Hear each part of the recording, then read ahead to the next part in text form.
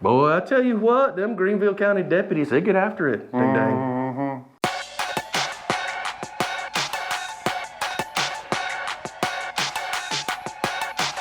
Hi everyone, welcome to today's bonus badge cam lesson here at Active Self-Protection. I'm your host as always, John Correa. With me, career law enforcement officer and host of the Ask Podcast, Mike Williver. Today's video comes to us from Greenville, South Carolina.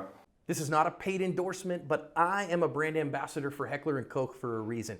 HK firearms are incredibly high quality, and when it's time to step up out of the entry tier, they're the only ones I recommend. You carry a gun just in case. Shouldn't it be an HK just in case?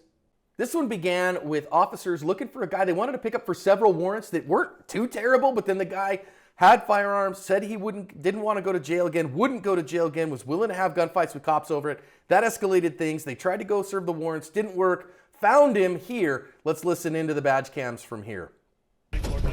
Let me see your hands right now. Let me see your hands. Hands. I gotta go.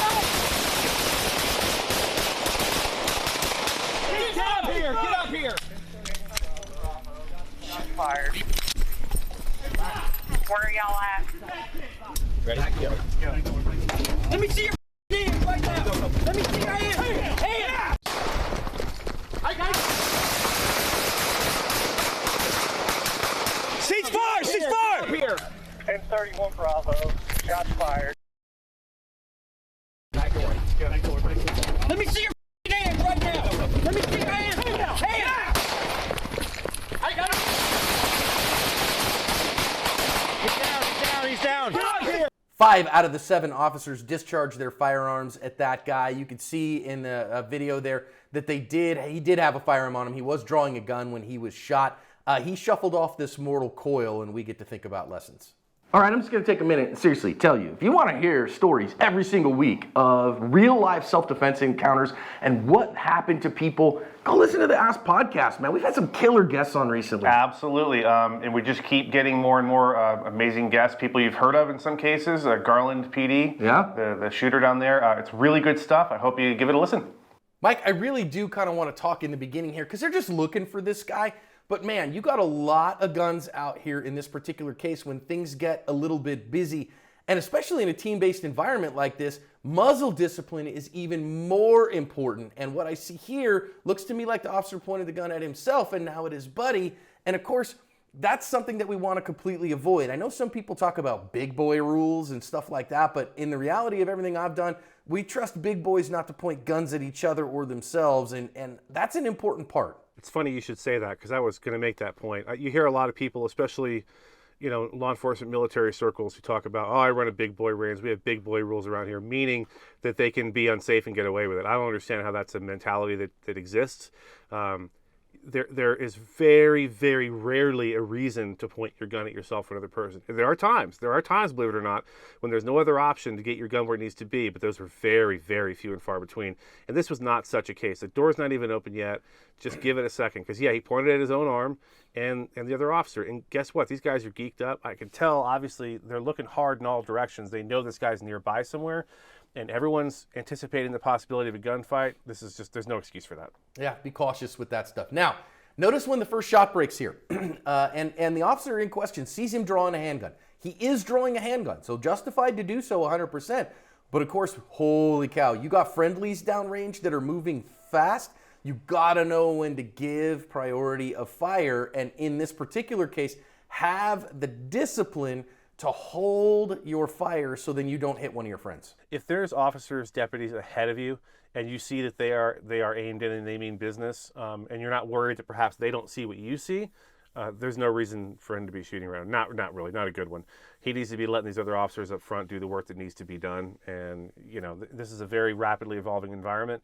The possibility of a negligent or accidental discharge into one of your partners is very real. So just let the guys up front handle their business. You can tell, by the way, the guy on the left here was making a beeline for this kid, and the kid presented a weapon. You see his legs are moving one way, his torso is moving another. He realized at the last second this is about to go bad. So it tells me these officers wanted to get on top of this kid as quickly as possible and try to bring this to a peaceful resolution. He didn't give him the chance. Yeah, now let's look at this next one here. As you see our officer's second shot break. And again, he is seeing the threat and addressing that threat. But I want to talk about addressing it with a accurate fire. We always say grip is the master, sight set the pace. I have to have enough sights to have reasonable surety that I'm going to get my hit.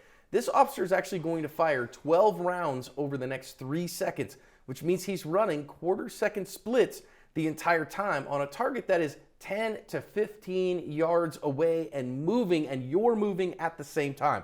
That is, quite frankly, master to grandmaster level shooting to be able to get hits at speeds like that. And so what my real thing to mere mortals is, make sure you see enough sights to get your hits, because you're not going to win a gunfight by missing. I'm not questioning this officer why he shot. He had every reason in the world to shoot. But we have to take into account other things. We talked about priority of fire, and now we're talking about the fact that he shot a lot of rounds in a very short period of time. Maybe he is a grandmaster level shooter. I don't know who this officer is, but I think probably not.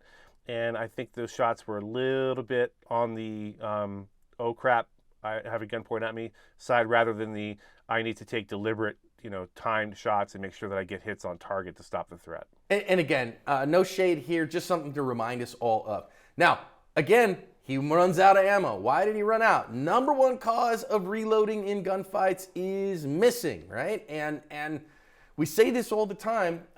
There is a reason that I want a high-capacity firearm. That's for multiple attackers.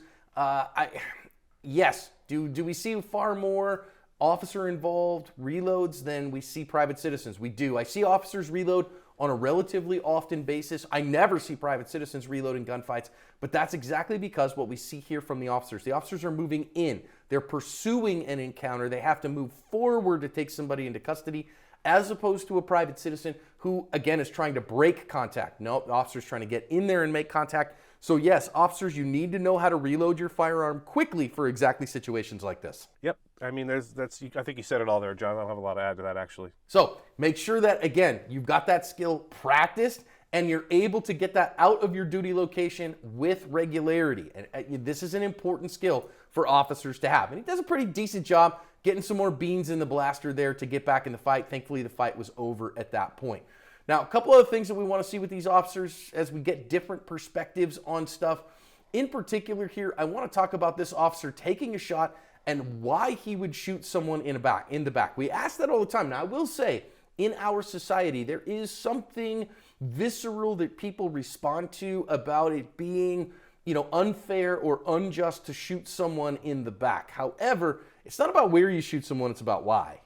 I agree that there is a mythos, if you will, from the Old West that only a yellow-bellied coward would shoot someone in the back. Well, that's if you're murdering someone, shooting them in the back is one thing. If someone is presented an active threat, they still possess the means, opportunity, intent to fulfill that threat, which is to kill cops in order to avoid going to jail, and he's not complying, then you're absolutely justified in shooting him. It's unfortunate, but this guy, like you said all the time, John, the crook has a vote in how these things turned out, and his vote was to keep fighting. Yeah, and again, given the totality of the circumstances that this guy has said he wants to have a gunfight with cops, pulls a gun, I believe you, I can absolutely shoot someone in the back. It's not about where I shoot someone, it's about why I shoot him. This guy, a deadly threat in that moment, and I don't have any problems with what they did whatsoever on this guy. I'm going to say one last little bit here as we see kind of, the firearm and all that stuff come out. As the officers pile out, I want to notice our first several officers, 3 at least to get out of the truck, are carrying pistols.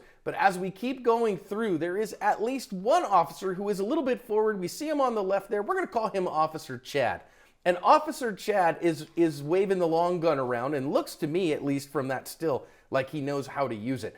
And quite frankly, if I have a high likelihood that we're going to be in a gunfight, I'm going to probably put the guy on the long gun in front just because that's going to be a more capable tool for us to use if we know we're going to have a gunfight. 100%. I like Officer Chad as being our point man here, the pointy end of the spear with a long gun. I can't tell from this distance if he has an optic on it or not, but it looks like he knows what he's doing with it. So definitely want him out front. One more point, John. A lot of times the vans or the vehicles that agencies will use to get a bunch of officers to a scene like this it's an afterthought. They don't think about it. practicing with that van, practicing piling out of that van in an orderly fashion is something you can do. It's something you can do at the range to practice quickly, getting out quickly and efficiently. That wasn't the most efficient exit they could have had. It's not something a lot of people think about doing during training, but I highly recommend it. With that said, I think these guys did the best job they could possibly do. I think you're right. I think they covered their ass.